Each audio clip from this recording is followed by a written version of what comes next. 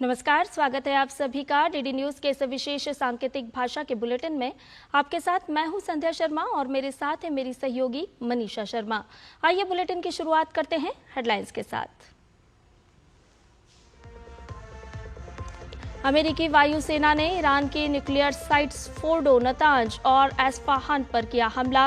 राष्ट्रपति Donald Trump ने social media platform truth social पर दी जानकारी।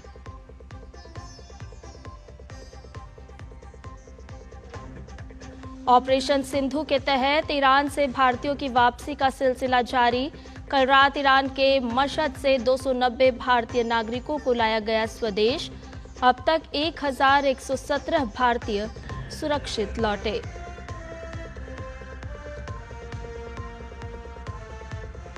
गृह मंत्री अमित शाह आज रायपुर में वामपंथी उग्रवाद पर करेंगे समीक्षा बैठक।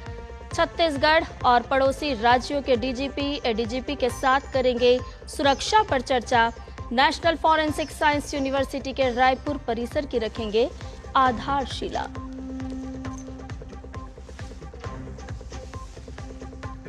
उत्तर भारत में मानसून की आहट के साथ गर्मी से राहत। मौसम विभाग के अनुसार अगले 2 दिन में दिल्ली और एनसीआर पहुंचेगा मानसून।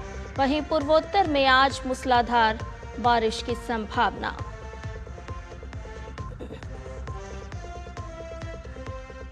लीड्स टेस्ट के दूसरे दिन मेजबान इंग्लैंड की वापसी। इंग्लिश टीम ने पहली पारी में भारत के 471 रन के जवाब में 3 विकेट पर बनाए 209 रन। ओली पोप 100 रन बनाकर क्रीज पर मौजूद।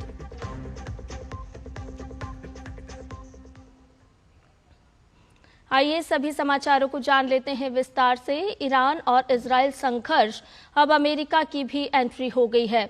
अमेरिकी राष्ट्रपति डोनाल्ड ट्रंप ने social media platform truth social पर लिखा कि अमेरिकी सेना ने ईरान के परमाणु स्थलों पर बमबारी की है। अमेरिकी सेना ने फोर्डो, नतांज और एस्फहान न्यूक्लियर साइट्स पर हमला किया। इन तीनों में से फोर्डो अमेरिकी सेना का मुख्य निशाना था। इसके साथ ही ट्रंप ने लिखा, सभी अमेरिकी विमान अब ईरान के हवाई क्षेत्र से बाहर हैं। अमेरिकी राष्ट्रपति ने इस हमले को बेहद सफल बताया और सभी अमेरिकी सैनिकों को बधाई दी। इसके साथ ही डोनाल्ड ट्रंप ने अपने सोशल मीडिया पोस्ट में लिखा कि अब शांति का समय है।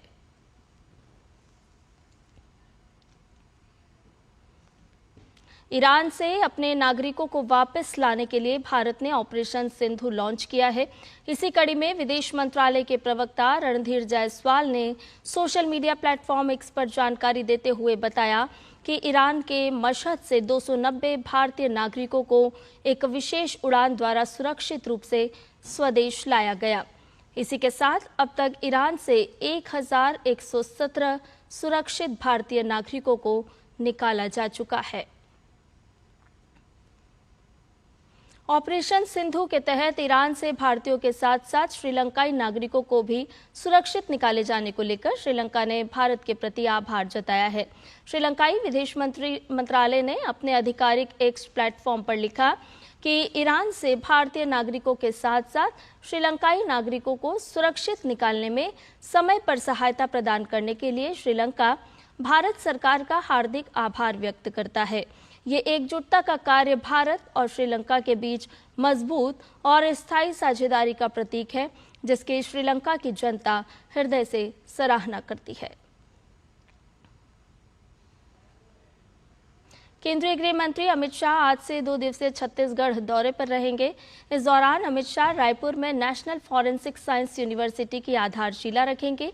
साथ ही छत्तीसगढ़ से नक्सलवाद के खात्मे को लेकर केंद्रीय गृह मंत्री छत्तीसगढ़ के वरिष्ठ अधिकारियों के साथ अहम बैठक भी करेंगे, जिसमें राज्य की कानून व्यवस्था, नक्सल प्रभावित क्षेत्रों की स्थिति और सुरक्षा बलों के कार्यों की समीक्षा की जाएगी। इस दौरान छत्तीसगढ़ द्वारा चलाए जा रहे नक्सल विरोधी अभियान में पड़ोसी राज्यों को भी अलर्ट मोड पर रहने और अपने राज्यों के इलाकों में सैन्य गति बढ़ाने के निर्देश दिए जाएंगे। इसके बाद वो वामपंथी उग्रवाद पर सुरक्षा की समीक्षा बैठक लेंगे। 23 जून को गृह मंत्री अबुझमाड़ क्षेत्र के ग्रामीणों के साथ संवाद करेंगे। वहीं इसके बाद वो नारायणपुर के इरगभट्टे स्थित बीएसएफ कैंप पहुंचकर जवानों के साथ बातचीत भी करेंगे। केंद्र और छत्तीसगढ़ सरकार नक्सलवाद को जड़ से मिटाने के लिए निरंतर कड़े कदम उठा रही है। इसी कड़ी में छत्तीसगढ़ राज्य के बीजापुर जिले के नेशनल पार्क क्षेत्र में जून के पहले पखवाड़े के दौरान सुरक्षा बलों द्वारा चलाए गए माओवादी विरोधी अभियानों में माओवादी कैडर और सुरक्षा बलों के साथ मुठभेड़ में 7 माओवादियों के शव बरामद किए गए। बरामद शवों में 2 शीर्ष माओवादी नेताओं गौतम उर्फ सुधाकर भाकपा की केंद्रीय समिति का सदस्य एवं भास्कर राव भाकपा स्टेट कमेटी के सदस्य शामिल हैं। वहीं बरामद अन्य शवों में से एक की पहचान महेश कोडियम के रूप में की गई, जो बीजापुर जिले के फरसगढ़ थाना अंतर्गत एरपागुट्टा गांव का निवासी था। महेश कोडियम एरपागुट्टा गांव के प्राथमिक विद्यालय में रसोई सहायक के रूप में कार्यरत था। देश के किसान कृषि नवाचार से अपने उत्पादों को देश ही नहीं बल्कि विदेशों में भी पहुंचा रहे हैं। इसी कड़ी में कर्नाटक के किसान जामुन को देश से बाहर लंदन में निर्यात कर रहे हैं। केंद्रीय मंत्री पीयूष गोयल ने सोशल मीडिया प्लेटफॉर्म एक्स पर कर्नाटक के किसानों की मेहनत की तारीफ की है। केंद्रीय मंत्री ने जानकारी साझा करते हुए लिखा कि कर्नाटक के खेतों से लेकर लंदन के घरों तक पहली बार ताजे जामुन निर्यात किए गए हैं, जिससे हमारे मेहनती किसानों के लिए बाजार का विस्तार हुआ है।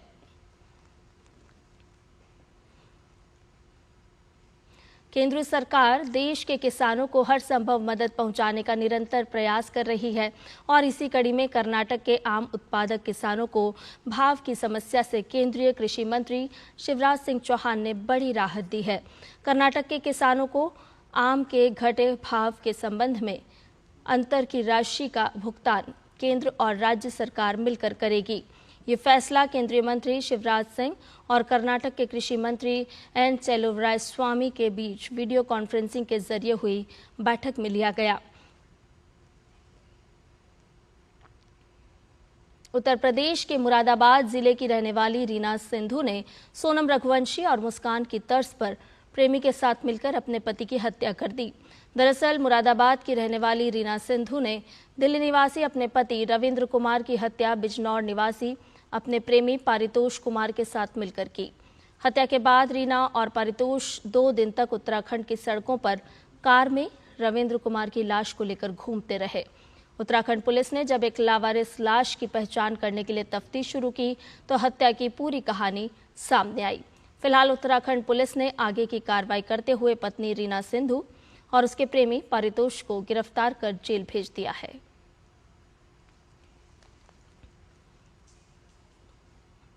उत्तर भारत में मानसून की आहट के साथ गर्मी से राहत मिलती हुई नजर आ रही है। मौसम विभाग ने बताया कि अगले 2 दिनों में मानसून दिल्ली और अन्य क्षेत्रों में पहुंच जाएगा।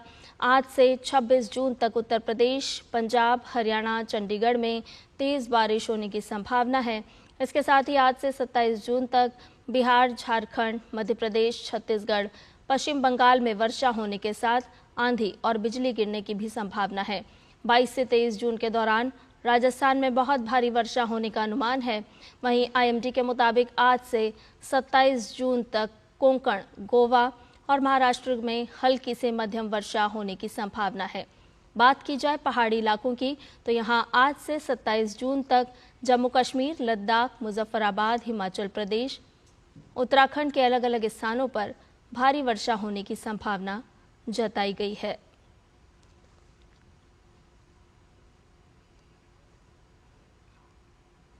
भारत और इंग्लैंड के बीच पहले टेस्ट मैच के दूसरे दिन का खेल समाप्त होने तक इंग्लैंड ने ओली पोप के शतक और बेन डकेट के अर्धशतक की मदद से 3 विकेट पर 209 रन बनाए हैं। इंग्लैंड की टीम अभी भारत से 262 रन पीछे चल रही है। दिन का खेल खत्म होने तक पोप 100 और हैरी ब्रुक बिना खाता खोले क्रीज पर मौजूद हैं। भारत के लिए पहली पारी में अब तक तीनों विकेट तेज गेंदबाज जसप्रीत बुमराह ने झटके हैं। इससे पहले भारत पहली पारी में 471 रन पर ऑल आउट हो गया था। दूसरे दिन भारतीय टीम ने 3 विकेट पर 359 के स्कोर को आगे खेलना शुरू किया और आखिरी 7 विकेट 112 रन पर गंवा दिए। कप्तान शुभमन गिल ने 147, ऋषभ पंत ने 134 और यशस्वी जायसवाल ने 101 रन की शानदार शतकीय पारियां खेली। राहुल ने 42 रन बनाए। इंग्लैंड की ओर से कप्तान बेन स्टोक्स और जोश टंग ने 4-4 विकेट झटके। ब्रायडन कार्स और शोएब बशीर को एक एक विकेट मिला। 23 साल बाद ऐसा हुआ है जब इस मैदान पर 3 भारतीय बैटर्स ने एक पारी में शतक लगाए हैं। इससे पहले सचिन तेंदुलकर, राहुल द्रविड़ और सौरव गांगुली ने 2003 में शतक लगाया था। और इसके साथ ही हमारे इस विशेष सांकेतिक भाषा के बुलेटिन में फिलहाल इतना ही। मुझे और मेरी सहयोगी मनीषा को दीजिए इजाजत। नमस्कार।